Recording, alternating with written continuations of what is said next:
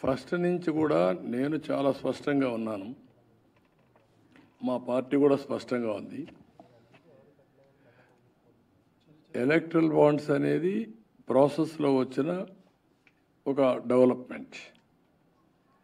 ఒరిజినల్గా మేమందరం డిబేట్ చేసింది గవర్నమెంటే ఫండింగ్ ఇస్తే ఎట్లుంటుంది, లోకల్ బాడీస్ కూడా ఆలోచించాం. ఒక లిమిటెడ్ ఫండ్ ఇవ్వడం, దాని మీద చేయాలని. అది ప్రాక్టికాలిటీస్ కూడా స్టడీ చేశాం. కానీ దాన్ని కంట్రోల్ చేయగలుగుతామా అనే ఆలోచన కూడా ఉంది. ఈరోజు అమెరికా లాంటి డెమోక్రసీలో కూడా పొలిటికల్ బాండ్స్, పొలిటికల్ డొనేషన్స్ అనేటివి legally permissible, but checks and balances and transparency అది వాళ్ళు తీసుకొచ్చారు. Best democracy in the world, India also biggest democracy in the world. అందుకే నేను డిజిటల్ కరెన్సీ ఇచ్చినప్పుడు నేను చాలా స్పష్టంగా నరేంద్ర మోడీ గారిని కలిసింది, ఆయన చెప్పింది అప్పట్లో 1000 రూపాయలు 500 రద్దు చేశారు. 2000 రూపాయలు తెచ్చినప్పుడు మళ్ళీ 500 వస్తుందంటే నేను ఆయనకు ఒకటే చెప్పాను, 2000, 500, 200 కూడా రద్దు చేయండి. Go fully digital currency. Digital currency should be cost effective compare to physical currency. Physical కరెన్సీలో వ్యారంటీర్ ఉంది, సెక్యూరిటీ ఉంది, ట్రాన్స్పోర్టేషన్ ఉంది, ఇవన్నీ ఉన్నాయి. ఇక్కడ డిజిటల్ కరెన్సీలో ఫ్రీక్వెన్సీ వాడుకోవాలి, ఆన్లైన్లో అలాంటి కొంత కాస్ట్ ఉంది. Compare to that cost this is less. అయితే దీనివల్ల ఒక పెద్ద అడ్వాంటేజ్ ఏంటంటే tracking will be very easy.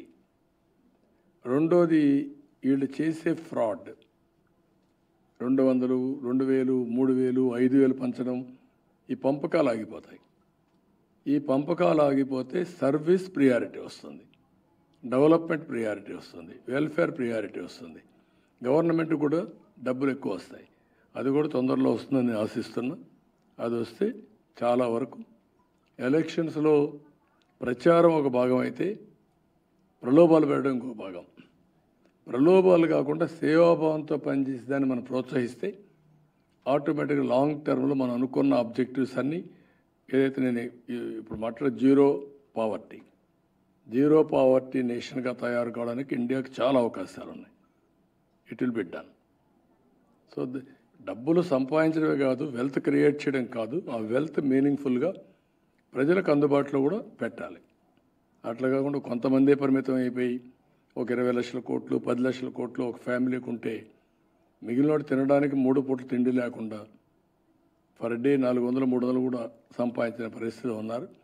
ఇది కొంచెం ఆలోచించాలి. దానికోసం నేనేం ఒకటే చెప్పాను, people as capital. As on today land as capital. విలేజెస్లో మీరు చూస్తే ల్యాండ్ లార్డ్ అనేవాడు పెత్తనం ఉంటుంది.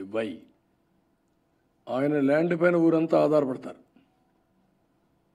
ఆ ల్యాండ్ లీజుకి ఇవ్వడం, టెనెంట్స్కి ఇవ్వడం, లేకపోతే ఆయన చేస్తే కూలి వెళ్ళడం, this are all issues.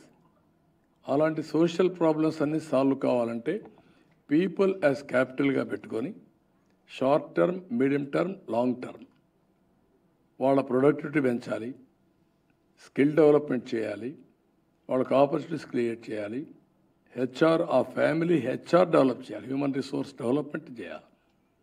Youngsters బాగా చదువుకోవడం కానీ, పెద్దవాళ్ళకు టెక్నాలజీస్ అవన్నీ పెనిట్రేషన్, డ్రోన్స్ వచ్చేసాయి, drones common man is operating, agriculture revolution చేయొచ్చు. ఇలాంటి మార్పులన్నీ కూడా అడాప్ట్ చేసుకుంటూ మనుషుల్ని అనుసంధానం చేయగలిగితే వండర్ జరుగుతాయి.